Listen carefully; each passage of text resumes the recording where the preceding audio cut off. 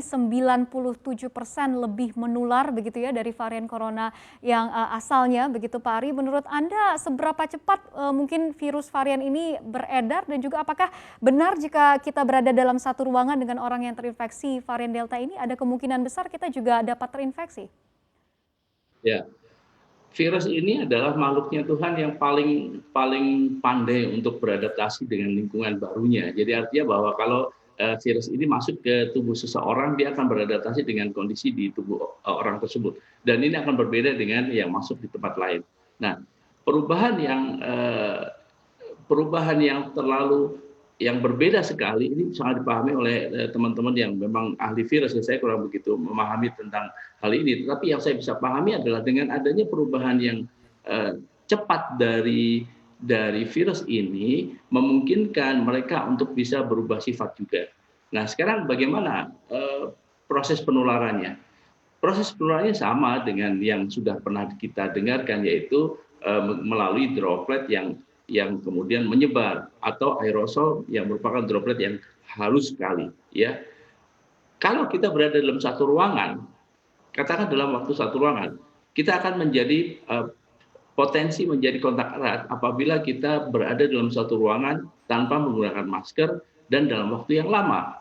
Ya, kemudian kita berbincang-bincang dengan cukup intens begitu misalnya ya, dan itu kita berpotensi untuk menjadi penderita juga atau tertular. Tapi apabila kita hanya sekedar bertemu saja ya, bertemu sekilas ya, insya Allah sih itu tidak akan bisa dianggap sebagai orang yang tertular, meskipun kita juga harus berhati-hati. Nah, satu lagi hal yang perlu diperhatikan Mbak, yaitu adanya rasa takut pada waktu seseorang kita, saya misalnya bertemu dengan seseorang, kemudian saya tahu bahwa beberapa hari kemudian dia dinyatakan positif. Akan ada timbul kekhawatiran dalam diri saya, misalnya ya, waduh saya jangan-jangan saya juga ikut terinfeksi. Nah, ketakutan yang seperti ini yang justru sebetulnya jangan sampai terjadi, karena kalau ini terjadi, yang jadi masalah saya langsung pergi ke rumah sakit, saya minta supaya diperiksa dan kalau perlu dirawat. Nah, ini yang nanti akan menimbulkan masalah.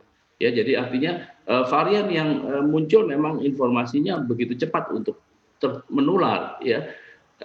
Tetapi ini tetap masih bisa dikendalikan kalau kita mau patuh dengan apa yang sudah diterapkan oleh kita semua yang kita pahami bersama, yaitu dengan mencoba membatasi kontak dengan orang lain, selalu rajin menggunakan masker yang benar, ya, dan mobilitas yang kita hindari agar tidak terlalu sering bertemu dengan orang lain. Saya rasa itu. Jadi varian ini jangan sampai nanti malah justru menimbulkan orang menjadi ketakutan karena ya tadi saya sampaikan persepsi kita untuk menerima informasi baru itu masih sangat terbatas, ya, tergantung dari kemampuan kita memahami dan mempersepsi apa yang kita terima dari dunia luar. Saya rasa itu.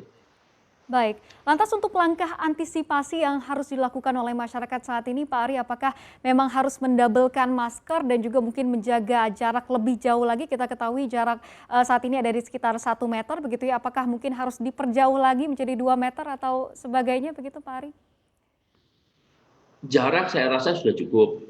Saya rasa sudah cukup sesuai dengan teori yang berlaku, kira-kira sudah segitu. Tergantung nanti kita mau pengendalian kita. Double masker sekarang kelihatannya sudah mulai dicanangkan dan sudah mulai tersosialisasi dengan baik, ya. Jadi penggunaan masker double itu sangat baik. Yang berikutnya lagi supaya kita benar-benar yakin bahwa kita ini punya kemampuan adalah mau berperan serta di dalam vaksinasi, itu aja. Ya, mudah-mudahan dengan kita semua bisa diberi bekal kekuatan, ya, vaksinasi, kemudian imunitas kita juga terbangkitkan di dalam tubuh. Mudah-mudahan dengan cara seperti itu potensi penderitaan kita andai kata tertular menjadi lebih rendah. Bukan berarti tidak sakit ya, tetapi potensinya menjadi lebih rendah dan kita bisa memperbaiki diri dan mempercepat kita untuk menjadi lebih sehat.